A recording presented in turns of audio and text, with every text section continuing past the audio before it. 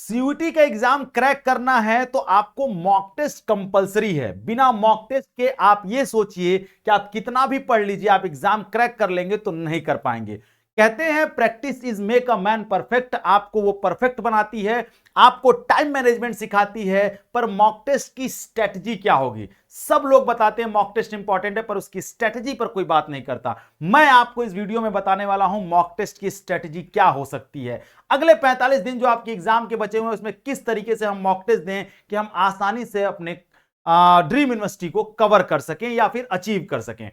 तो इस वीडियो को ध्यान से देखिएगा, अंत तक देखिएगा, साथ में स्किप नहीं करिएगा, क्योंकि लास्ट तक जाते जाते आपके मॉक टेस्ट के सारे डाउट इसमें क्लियर होने वाले हैं। मैं नीतीश नंदनी बेसिक शिक्षा के इस ऑनलाइन परिवार में आपका स्वागत करता हूं।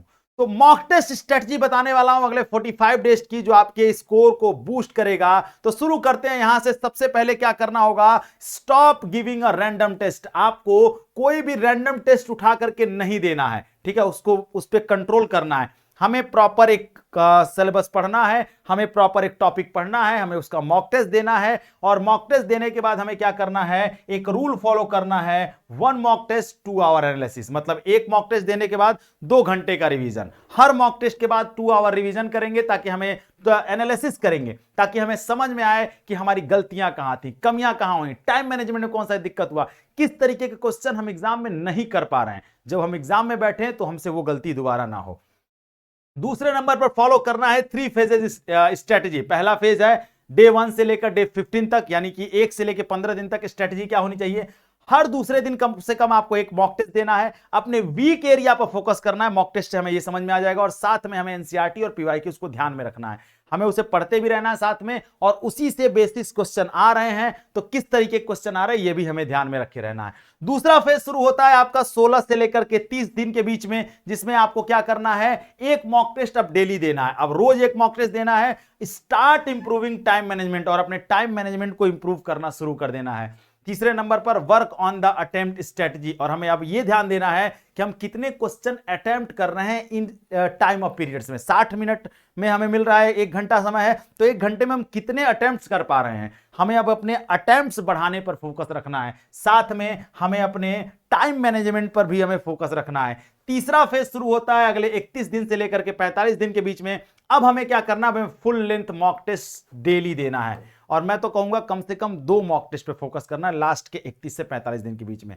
हमें यह ध्यान देना है कि एकदम रियल टाइम कंडीशन बनानी है, किसी से कोई बातचीत नहीं। अगले 1 घंटे जब हम एग्जाम दे रहे हो तो एकदम एग्जाम वाली फीलिंग लेनी है, कोई नकल नहीं, कुछ भी नहीं, एकदम एग्जाम की तरह हमें उस फील करना है। और तब जाकर के हम जो है उस इन्वायरमेंट को अगर फील करेंगे, टाइम को फील करेंगे, तब हम आसानी से सीबीटी मोड पर एग्जाम क्रैक कर सकते हैं।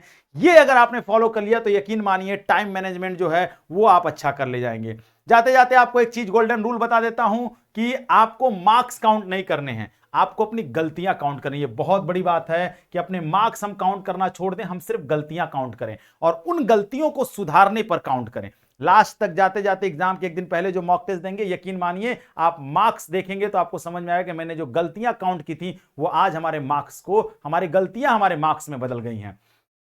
करना क्या है, आपको टेस्ट देने के बाद मेक अ लिस्ट, अपनी मिस्टेक्स की लिस्ट बनानी है। नोट डाउन वीक टॉपिक्स, जो टॉपिक वीक है उनकी लिस्ट बनाइए, उस पर फोकस करिए, उस पर मेहनत करिए, और revise only those topic the next day. और अगले दिन जो टॉपिक वीक है उनको रिवाइज करिए और उन्हीं पर मेहनत करिए। चलिए आगे बढ़ते हैं। अटेम्प्ट स्टडी कैसे स्ट्रेटजी क्या होनी चाहिए, गेम चेंजर जो आपको अटेम्प्ट करने के लिए देती है। फर्स्ट राउंड में सॉल्व इजी क्वेश्चन, हमेशा पहले राउंड में इजी क्वेश्चन सॉल्व करिए मॉक टेस्ट देते समय। सेकंड राउंड जब हम करेंगे तो अटेम्प्ट मॉडरेट क्वेश्चन, फिर हम देखे इजी क्वेश्चन सारा हमने लगा लिया। अब हमने देखा कि अब जो मॉडरेट क्वेश्चन थे उनको छोड़ते चले गए आगे बढ़ के। जब हम फिर वापस आए अपने मॉडरेट क्वेश्चन पे तो हमने मॉडरेट क्वेश्चन को देखना शुरू किया। और तीसरे राउंड में जब हमारे पास अगर समय बचा तो रिस्क ले सकते हैं हम, कितना, कम से कम 2 से 3 क्वेश्चन पे, ठीक है? 1 से 2-3 क्वेश्चन पे रिस्क ले कर सकते हैं, जो एकदम कठिन क्वेश्चन है, जो नहीं आ रहे हैं। अगर समय बचा तो वहां जाएंगे, वरना इन्हीं दोनों राउंड्स में हम लगभग सारे क्वेश्चन कर सकते हैं। ठीक है, तो ये पूरी स्ट्रेटजी है। टारगेट सेटिंग देख लेते हैं। डेली आपको कम से कम 10 नंबर इंप्रूवमेंट देखना है अपने अंदर, और वीकली गोल बनाना है कि हमें कम से कम 50 नंबर का बूस्ट मिलता रहे हर वीक। हर रोज हम कम से कम 10-10 नंबर बढ़ाते रहे अपने मॉक टेस्ट में। जो गलती आज हुई वो कल नहीं होगी, कल के मॉक टेस्ट में उसको सही करना है। और सबसे बड़ी जो है मिस्टेक जो बच्चे करते हैं, give in mock test without analysing them, zero growth. आप अगर बिना एनालिसिस किए मॉक टेस्ट देंगे तो ग्रोथ नहीं होगा और फिर गड़बड़ हो जाएगा। तो ये पूरा तरीका है, इसी तरीके को फॉलो करिए। और अगर ये तरीका आप फॉलो नहीं कर पा रहे हैं तो फिर दिक्कत है आपके साथ। और एक चीज मैं और बताऊंगा, अगर आप चाहते हैं कि सीबीटी मोड पर एग्जाम कैसे होता है, एकदम फील वाला मॉक टेस्ट देना, तो अभी जाइए, मात्र 1600 में हमने लॉन्च कर दिया है आपके लिए योद्धा बैच। अभी ज्वाइन करिए, जिसमें हम बच्चों को BA, BSc, BCom, BLLB, B pharma, BTech किसी भी कोर्स की तैयारी कराते हैं जो सीयूटी यूजी के थ्रू होता है, लेकिन उसमें हम बच्चों को देते हैं mock test, practice set, test series देते हैं, और साथ में हर चैप्टर का डीपीपी देते हैं। जो बच्चे जो ये टेस्ट, डीपीपी और प्रैक्टिस देते हैं, ये एकदम सीबीटी मोड पर जैसे एग्जाम होता है एनटीए बेस्ड, वैसे ही ये टेस्ट होता है। तो ये टेस्ट देने का आपको मौका मिलेगा, मॉक टेस्ट देने का मौका मिलेगा, जो आपकी तैयारी को बूस्ट करेगा, जो आपको आपके ड्रीम यूनिवर्सिटी पहुंचाएगा।